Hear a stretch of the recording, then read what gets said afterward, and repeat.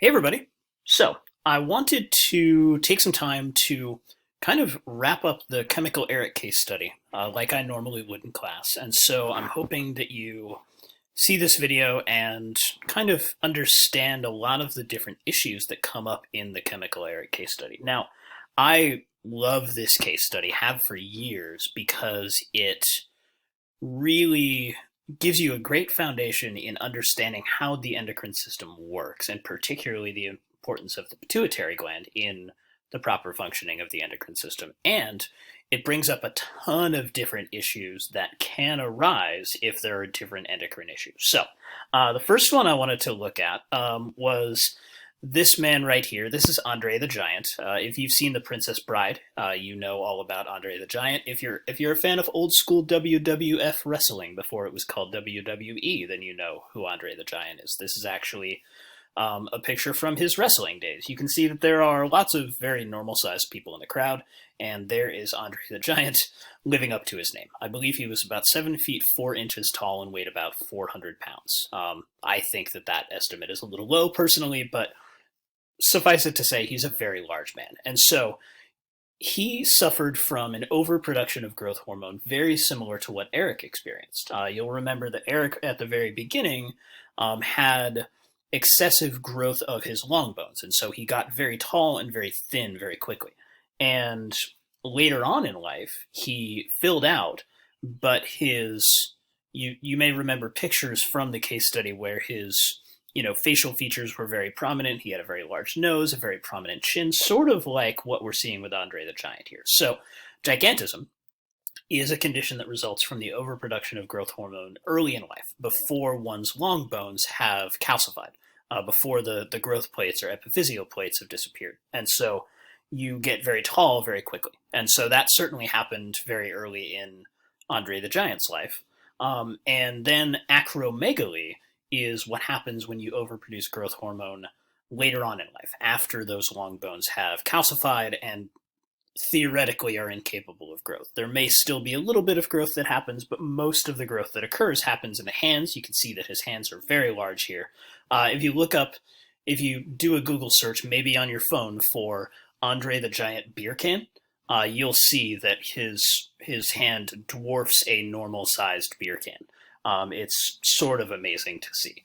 And the other things that happen are his feet get very large and also his facial features. And so, depending on the timing, an excess of growth hormone can cause different problems here. And we saw that Eric's problem was caused by a benign tumor on his pituitary gland, which they had to irradiate and essentially kill the pituitary gland. So, that leads me to my next point.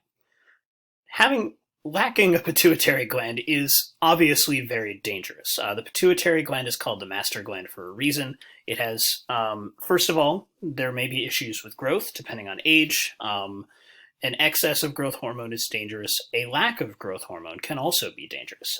You may have heard of the famous soccer player, Lionel Messi. Lionel Messi is a legend, maybe one of the greatest of all time. I think he's at least in the conversation. And Messi is famous for kind of being very small, and the reason he signed with the club that he's been with his entire career, Barcelona, is because Barcelona was willing to bring him on from Argentina and pay for growth hormone treatment because he was smaller than everybody else.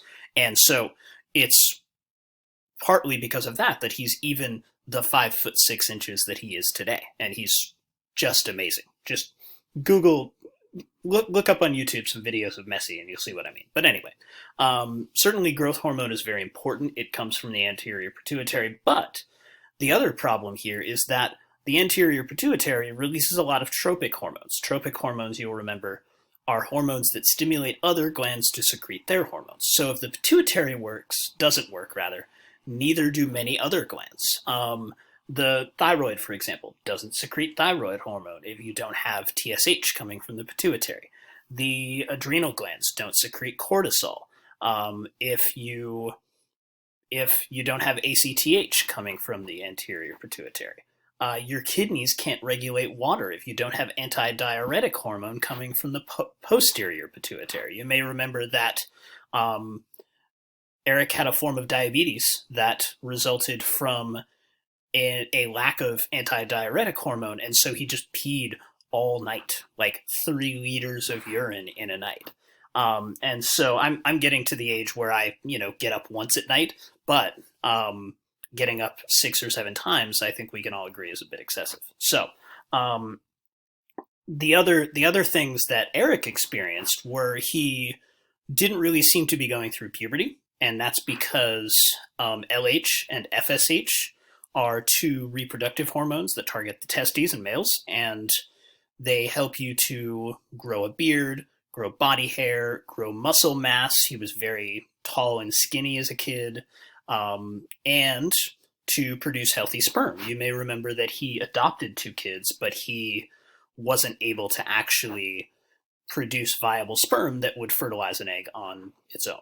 So, again, with those tropic hormones that the pituitary produces, they have very important functions. So not having a pituitary gland that's functional has effects further on down the line because none of the other glands get the signals to do their thing. So if you don't have a pituitary, essentially you don't have these other glands as well. So the $1 million question is really, why isn't he dead? That was the very last question that I asked you on the case study, and it's a really important one because it seems like, especially with all the health issues that he went through, he had a stroke, he had all these weird diseases that nobody ever gets.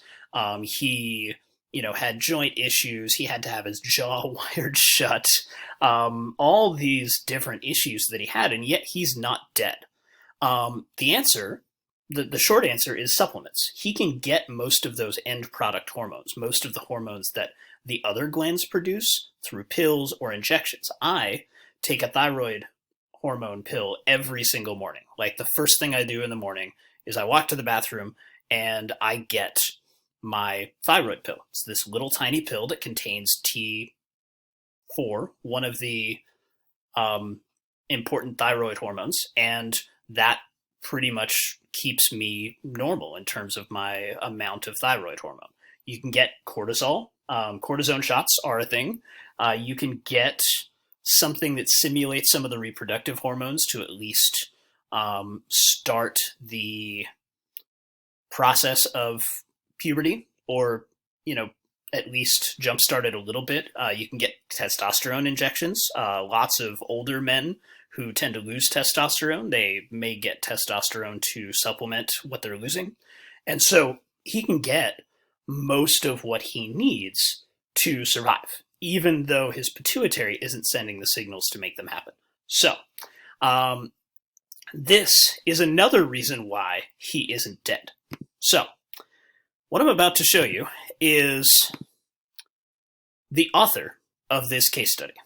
This is Dr. Eric Ribbons. This is Chemical Eric. You may notice that he has an eye patch here because he had that tumor toward the left side of his body, so the right eye isn't functioning properly. And he is very, very tall. You can see in this picture right here that he's a very tall man. He's got a beard, as you can see, and he is a very accomplished plant biologist. He is well respected in his field. He teaches a bunch of classes at Western Illinois University, and he wrote this case study to help people learn about his story, and to help people learn more about the endocrine system. So this is my favorite part because he asks, the last question he asks is, why isn't he dead? Because he's not dead. Here he is. So I hope you're happy that this story had a happy ending. I'm going to wrap this up for now, but keep up the good work, and I will see you soon.